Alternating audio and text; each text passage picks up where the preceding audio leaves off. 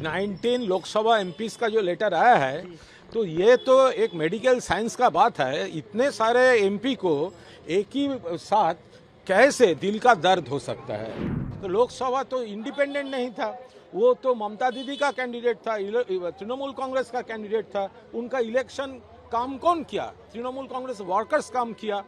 कौन वोट दिया? ममता दीदी का सपोर्टर्स, जो ममता दीदी को चाहते हैं, जो एंटी भाजपा है, वो लोग वोट दिए थे।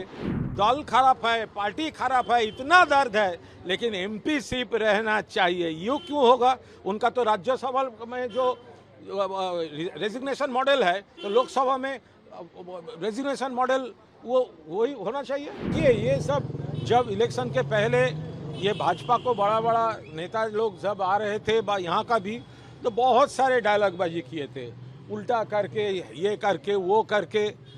तो उसके खिलाफ भी तो एक्शन होना चाहिए।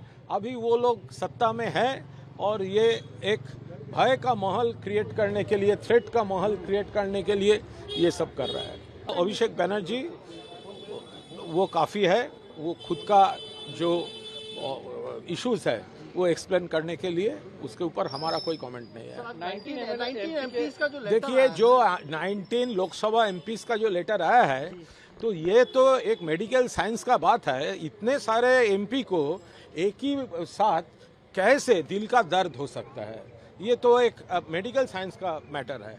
और उनको तो राज्यसभा का मॉडल फॉलो करना चाहिए। ये जाओ सरकार सुखेंदु से कर रहा है, और वो सुष्मिता देव, तो वो लोग तो रिजाइन कर दिया, पार्टी से नहीं बन रहा है तो रिजाइन कर दिया।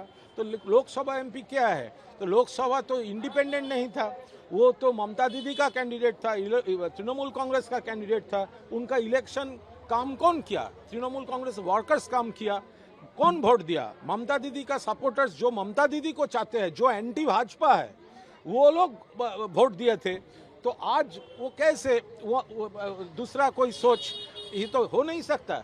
इसलिए राज्यसभा में जो रेजिग्नेशन मॉडल है, तो दल खराब है, पार्टी खराब है, इतना दर्द है, लेकिन एमपी सीट रहना चाहिए। यूँ क्यों होगा? उनका तो राज्यसभा में जो रेजिग्नेशन मॉडल है, तो लोकसभा में रेजिग्नेशन मॉडल वो वही होना चाहिए। टीएमसी क्या मार्च कर रहा है कांग्रेस के साथ?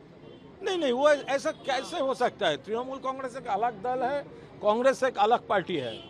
वो इंडिया ब्लॉक को और ज़्यादा मजबूत करने के लिए कांग्रेस लीडरशिप, तृणमूल लीडरशिप, बहुत सारे लीडरशिप काम कर रहे हैं। और ये कांग्रेस लीडरशिप और तृणमूल लीडरशिप भी इसके अंदर, ये भाजपा का सेंट्रल गवर्नमेंट जिस तरह देश चल रहा है उसके खिलाफ और भी इकट्ठा होकर ये काम करने के लिए वो डिस्कस किया। ये मर्जर का क्वेश्चन कैसा आ रहा है? आज सीएम ने कहा कि सायनी घोष माला राय को नई कमेटी में, सायनी घोष माला राय को नई कमेटी में रिस्पॉन्सिबिलिटी। सायनी घोष का शायद कोरोना का ट्रीटमेंट चल रहा है, कल देखा है एयरपोर्ट में मास्क, पूरा कोरोना जो गाइडलाइन है वो मान के चल रही है। सर, सीएम ने आज कहा है कि इंडस्ट्री अब आएगी बंगाल में, we will invite industry Bengal में बहुत सारे आए हैं। क्या सिंगूर का बात? सिंगूर का क्या भागा दिया?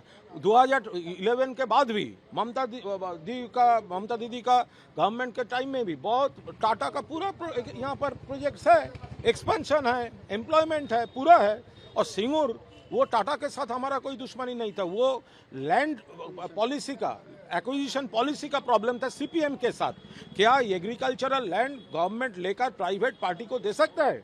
वो कृषक और खेतमजूर जो है उसके लिए, उसका हक के लिए ममता बनर्जी का फाइट था। जो एग्रीकल्चरल लैंड में एग्रीकल्चरल हो और इंडस्ट्री के लिए प्रॉपर लैंड आइडेंटिफाई करके, ये टाटा के विरोध, इंडस्ट्री के विरोध कुछ भी नहीं था। और ममता दीदी के टाइम में भी बहुत सारा इंडस्ट्री आया, बहुत सारा काम हुआ। टाटा भी यहाँ पर बहुत सारा काम कर रहा है।